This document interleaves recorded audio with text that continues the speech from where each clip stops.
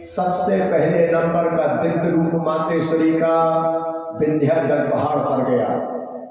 जो राजन विंध्यवासिनी बन करके पूजने लगी, देवी के राजन द्वापर युग में 9 विमानों की महिमा वेदों ने वर्णन की, लेकिन पहले नंबर का विमान विंध्याचल पर इसलिए गया क्योंकि भगवान ने स्वयं कहा था, बोले सुनो देवी, सबसे पहले नंबर का विमान तुम अपना विंध्याचल पहाड़ के ऊपर उतार देना, क्योंकि एक समय विंध्याचल पहाड़ ने प्रतिज्ञा कर ली थी कि हम अपने ऊपर से सूर्य नारायण को नहीं निकलने देंगे। बहुत से राजन देवताओं ने विंध्याचल पहाड़ को समझाया, बोले भैया यह सुवनर्गल काम है कर, अगर सूर्य नारायण की गैल बंद कर दे तो दिन रात को तो सब सिस्टम ही समाप्त हो जाए। विंध्याचल ने जब देवताओं की बात नहीं मानी, देवताओं ने सोची ये तो बढ़ने लगा, सूर्य नारायण भगवान का रास्ता बंद हो जाएगा। तब राजन उस समय देवताओं ने अगस्त मुनि के लिए भेजा। अगस्त मुनि गया राजन विंध्याचल पहाड़ के गुरु बाबा। जैसे ही ऊपर को बढ़ने लगा, अगस्त मुनि पहुंचे विंध्याचल गुरु के चरणों में फिर झुक गया। गुरु बाबा बोले चेला तना कैसे नवे रहियो, मैंने सुनी मोरो चेला ऊंचो हो रो, मोरे नाम उत्तराखंड के तीरथ रह गए, सो मेरी द्वार का तीरथ कर लिया। चेला बोले गुरु बाबा बोले तुम क्या कर रहे, जमानो पड़ गो जब से तुम तीरथ नहीं कर पाए, जब हमारे ऊंचे हुए को समय आओ जब तुम्हें तीरथ हो रहा है हमें तीरथ करने। बोले बेटा का बताए कौन जाना थे कि चेला ऊंचो होने ना पहले कर लेते, मैं तो ज्यादा ना तो खाली जगह है सोचा जब कर रहे जिंदगी में पे चेला ऊंचो हो लगो। सो से बेटा तनक देवी के लाने झुकेरो जोलो हम उत्तराखंड के तीरथ न करें, जोलो तुम ऊंचे न हुई जो। तब राजा विंध्याचल ने कहा था, बोले गुरु बाबा तुम सामने आ गए ना, हमने बात तो काउ की नहीं मानी, इससे तुम जल्दी तीरथ कर आओ, हमें ऊंचो हो गए। बोले हम जल्दी आ जाए लौट के, लेकिन याद रहे चेला जोलो हम लौट के नहीं आवे, जोलो तुम ऊंचे न हो देखो। बोले न हुई। और गुरु बाबा अगस्त मुनि गए, सो बाबू के ऊपर कछु घात हो गया। बाबा तो मर्जी के मालिक है, मन के माफे चलने, जो करने सो करने, नहीं करने सो नहीं करने। आज पे डेरा है, ध्यान होते डेरा है, बाबू के का ठिकाने, बाबू को कोई निश्चित नहीं है। वो तो संत शक्ति है, पृथ्वी के किसी भी कोने में वास कर सकती है। और बाबा इस संसार में संत मर्जी के माफे चलते हैं। कछु बाबा कई कर ले शांत स्वभाव के न राजन, संत का स्वभाव तामसी वृत्ति होता है, वो अपने मर्जी के मालिक है, मर्जी का मालिक होता है। संत की इच्छा के ऊपर सब कुछ चलता है। एक जगह एक संत हते, हमने कथा बताया, एक संत थे न 1000 साल जियो, बूढ़े हो गए, हाथ गोड़े कमजोर हो गए, ने सोची क्या करें जी के इससे साजे मर जाओ, सोचे मर गए, अपनी इच्छा ही से मर गए, लेकिन अब हमें मरने हैं, जीने नंगा सो मर गए। गाँव वालों को पता चलो भैया अपने आश्रम में जब पहुंचे भाई संत थे भी तो कई सवेरे लग गए, उनके तो करानी चले गए। बोले मर जाओ, मरना तो सबको है। सो गांव भर के जुड़े, पूरे गांव के जुड़े पहुंचे भाई थे, माने भाई संत थे, सबरे आदमी बैठे। बोले देख तो क्या प्यारे संत जी चले गए, जो कछु पूछो सब बता देते हो, इनके प्राण सवेरे से चले गए। कोई कोई बोले भैया आप जो कछु होगा सो होगा, अंतिम संस्कार को करो विचार। को बोले अब अंतिम संस्कार को का अपने तो बार या सो बार रूप के लाने पर तो अग्नि लगे। अब वही में कछु दूसरे मत के हत्या में कर ले, एक काम करो बारों ने बाबाएं स्वयं धरती में समाधि डुबा दो।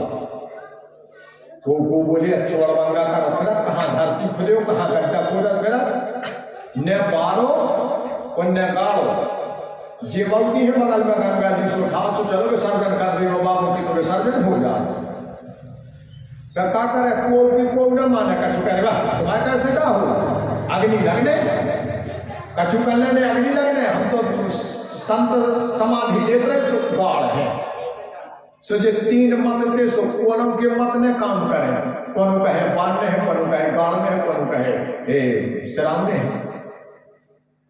जब को विचार न पड़ो का करने सो बाबा जी उठ के बैठ गए। बोले अब तो तुम विचार नहीं करा, सो हम सो विचार नहीं करा, हमें नहीं मानने। जब तुम पूरे गाँव के बैठे तुम बैठी मदद करतन के का करें, बिजके रहे और हमें भी जाकर हम आप दिमाग बदल हमें नहीं मानने, हम बैठा बाबा जी बैठ गए, बोले हमें नहीं मानने।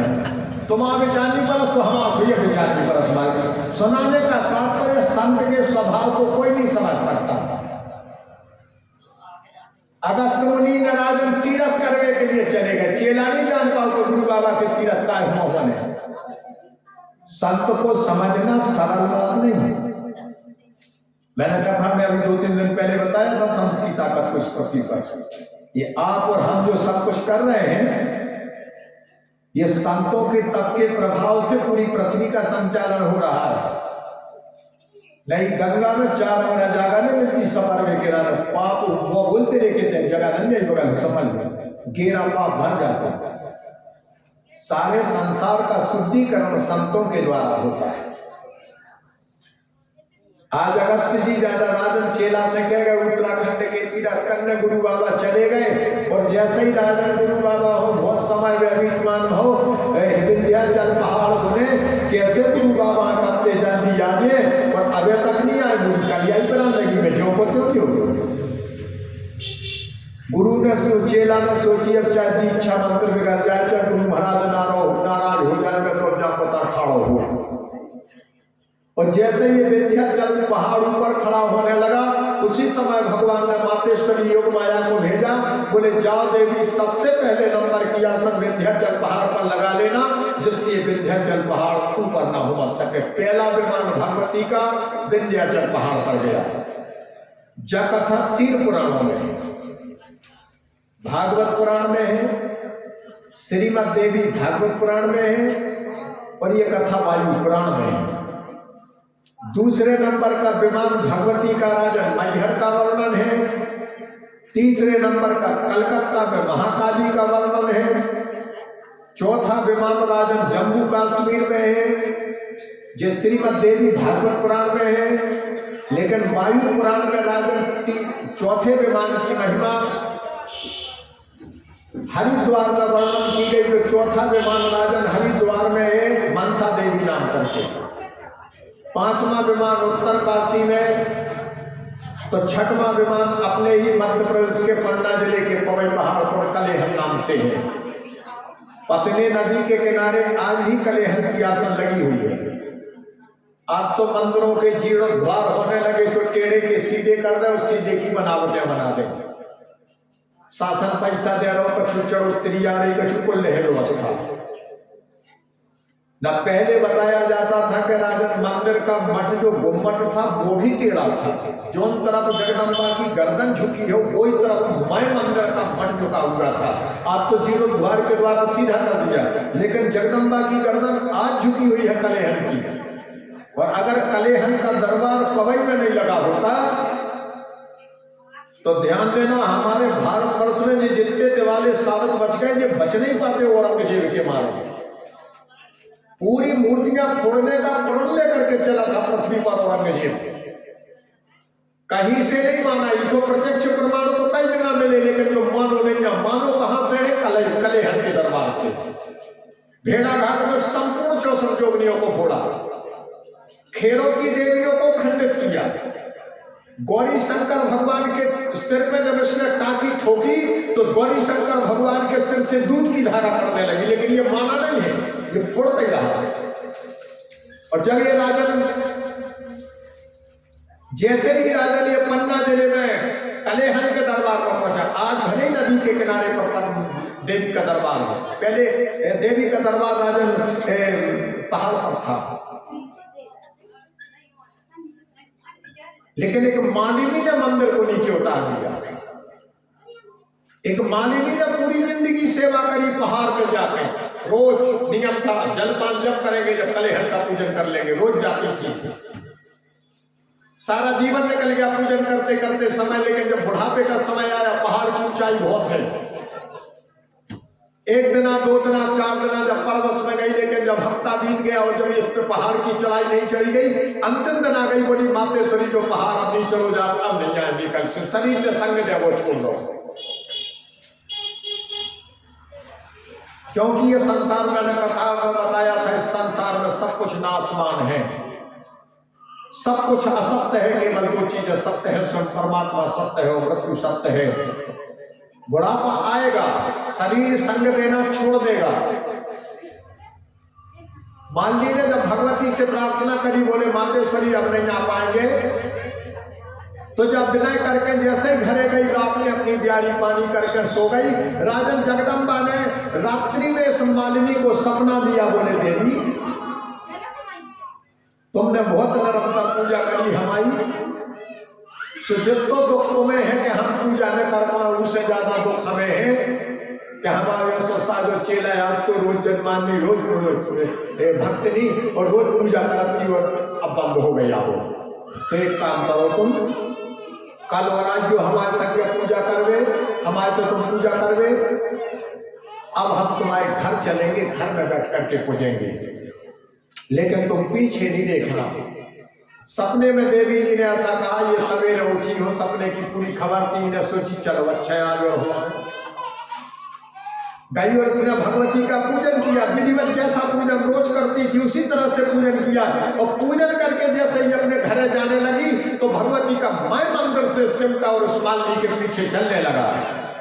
पर महाराज हो सपने की बात यार, कछु विश्वास नहीं करो जाते, या सोने हो गए मैं तो जात हूँ, देवी आहुति न हो गए। सो जहाँ जहाँ नदी के किनारे पे पहुंची, सोई ने जहाँ पछाड़े मुड़ के देखो, जैसे ही ने मुड़ के देखा वहीं पर भगवती का मंदिर रुक गया, और भगवती की गर्दन एक तरफ झुक गई, उसी तरफ मंदिर का मठ झुक गया। राजन इन्हीं के दरबार में औरंगजेब ने एक समय चढ़ाई करी थी। जब इसने राजन कलेहन की गर्दन पर हथौड़ा लेकर के टांगी ठोकी, तो कलेहन के पूरे दरबार से लेकर के जंगल में आग लग गई। इसको बचने का कोई चांस नहीं था, औरंगजेब को उस समय मरना पड़ता। तब राजन औरंगजेब ने वापस मंदिर में जाकर के जगदम्बा से प्रार्थना करी कि आज भर प्राण बच जाए, आपके बाद में हम कहीं भी किसी भी देवता की मूर्ति खंडित नहीं करेंगे, तब इसके प्राण बच पाए। और राजन ये मूर्तियां जो बची हैं वो कलेहन की देन है पृथ्वी पर। छठवां विमान राजन कलेहन में रुका, सातवां विमान उज्जैन में गया, आठवां विमान नेपाल में गया, और नौवां विमान देवी का पृथ्वी के खेरों पर गया, जो खेर बन करके पूज रही है, ये नौवां विमान है। भगवान ने इसी वरदान की बात कही थी उस जमाने में कि देवी साला और मंदिर तो बहुत कम लोग बनवा पाएंगे, गांव में बड़े लोग ही होंगे जो चंदा जोड़ कर साला मंदिर बनवा दें, तो देवी बिना साला और मंदिरों के गांव बस जाएंगे, लेकिन तुम्हारे जब तक दिवाली में सिला नहीं रखी जाएगी तब तक गांव नहीं बसेगा। भले 4 घर की टपरियों को गांव बने, लेकिन खेर माई के नाम की सिला निश्चय गाड़ी जाएगी। बिना खेर के बस्ती नहीं बस सकती है, बिना मंदिर के बस जाएगी, बिना साला के बस जाएगी, बिना अन्न दिवालों के बस जाएगी, लेकिन खेर के बिना बस्ती नहीं बसेगी। नौवां विमान उड़ा और राजन खेर बन करके पृथ्वी में पहुंचा, जिसे राजन सारा संसार खेर माई के नाम से जान करके उनकी पूजा कर